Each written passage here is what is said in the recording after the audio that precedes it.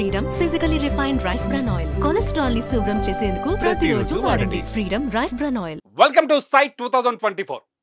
సిక్కోలు జిల్లా రాజకీయమంతా ఒక ఎత్తు అయితే పలాస సెగ్మెంట్స్ పాలిటిక్స్ మరో ఎత్తు.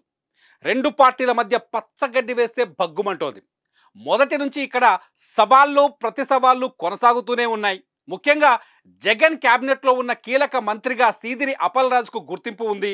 టీడీపీ నుంచి పోటీ చేస్తున్న గౌతు వారసురాలు శిరీష ఈసారి సీదిరితో తలపడబోతోంది మరోసారి. ఇంతకీ పలాసలో గెలుపవరిది, గెలిచేది ఎవరు? సై 2024లో చూద్దాం.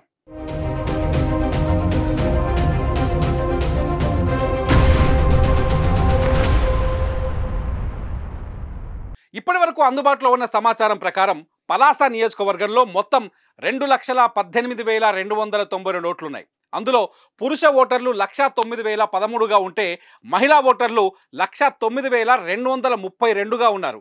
ఇక్కడ ట్రాన్స్జెండర్స్కు 47 ఓట్లున్నాయి. జీడిపప్పు పంటకు ప్రసిద్ధిగాంచింది పలాస. పలాస కాశీబుగ్గ జంట పట్టణాల్లో కార్మికులు వ్యాపారులే ఎక్కువగా కనిపిస్తారు. శ్రీకాకుళం జిల్లాలోనే అతిపెద్ద వాణిజ్య కేంద్రం పలాస. పలాస పరిధిలో పలాసతో పాటు మందస, వజ్రపు కొత్తూరు మండలాలున్నాయి. వీరిలో మత్స్యకార సామాజిక ఓటర్లే ఎక్కువ. మత్స్యకారుల తర్వాత కళింగ, యాదవ సామాజిక వర్గాల ఓట్లు ఎక్కువగా ఉన్నాయి.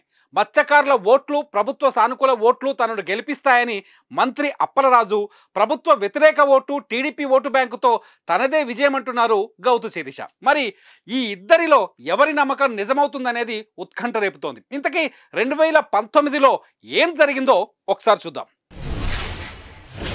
2019లో సీదిరి అప్పలరాజు ఇక్కడ 16,247 ఓట్ల మెజార్టీతో గెలిచారు. ఆయనకు మొత్తం 76,603 ఓట్లు పడ్డాయి. అంటే 51.9% ఓట్లు. ప్రత్యర్థిగా టీడీపీ అభ్యర్థి గౌతు శిరీషనే పోటీ చేశారు 2019లో కూడా.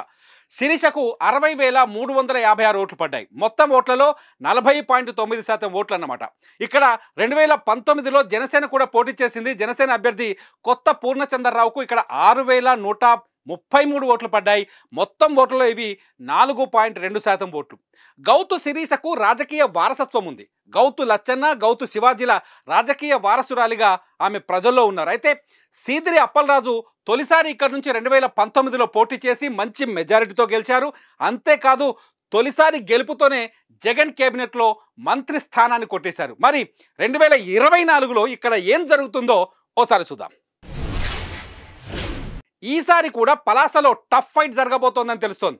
వైసీపీ నుంచి మంత్రి సీదిరి అప్పలరాజుకే అవకాశం దక్కింది. మళ్ళీ ఆయనే పోటీ చేస్తున్నారు. గౌతు కుటుంబం కంచుకోటను బద్దలు కొట్టిన సీదిరి అప్పలరాజు ఎమ్మెల్యేగా గెలిచిన తొలిసారే సీఎం జగన్ క్యాబినెట్లో మంత్రిగా ఛాన్స్ కొట్టేశారు. మంత్రివర్గ విస్తరణలో సీదిరి పదవిని పదిలం చేసుకుని సీఎం జగన్ వద్ద తన పట్టు ఏ పార్టీదో నిరూపించుకున్నారు. ఇప్పుడు కూడా గత ఎన్నికల్లో గత 5 ఏళ్లలో తమ ప్రభుత్వం చేసిన అభివృద్ధి సంక్షేమ కార్యక్రమాలే గెలిపిస్తాయన్న ధీమాతో కనిపిస్తున్నారు మంత్రి సీదిరి అప్పలరాజు. ఈ కూటమి అభ్యర్థిగా ఇక మళ్ళీ గౌతు శిరీషకే టికెట్ దక్కింది. గౌతు కుటుంబం రాజకీయ వారసురాలుగా మరోమారు ప్రజల ముందుకు వస్తున్నారు గౌతు శిరీష. సోంపేట నుంచి గౌతు లచ్చన్న 5 సార్లు ఎమ్మెల్యేగా గెలిచారు. ఆయన వారసుడిగా రాజకీయాల్లోకి వచ్చిన గౌతు శివాజీ 6 సార్లు ఎమ్మెల్యేగా పనిచేశారు. ఓసారి మంత్రిగా కూడా బాధ్యతలు నెరవేర్చారు. గత ఎన్నికల్లో గౌతు శివాజీ ఎన్నికల బరి నుంచి తప్పుకొని కుమార్తె గౌతు శిరీషను బరిలోకి దింపారు. అప్పుడు ఆమెను విజయం వరించలేదు. ఈసారి మాత్రం తగ్గేదే లే అంటున్నారు గౌతు శిరీష. ఇక్కడ కాంగ్రెస్ కూడా అభ్యర్థిని పెట్టింది. మధ్య త్రినాథరావు ఇక్కడ కాంగ్రెస్ నుంచి ఎన్నికల బరిలోకి దిగారు. చూద్దాం ఓటరు ఎటువైపు నిలబడతాడో. మరి సై 2024లో మరో నియోజకవర్గంతో మళ్ళీ కలుద్దాం.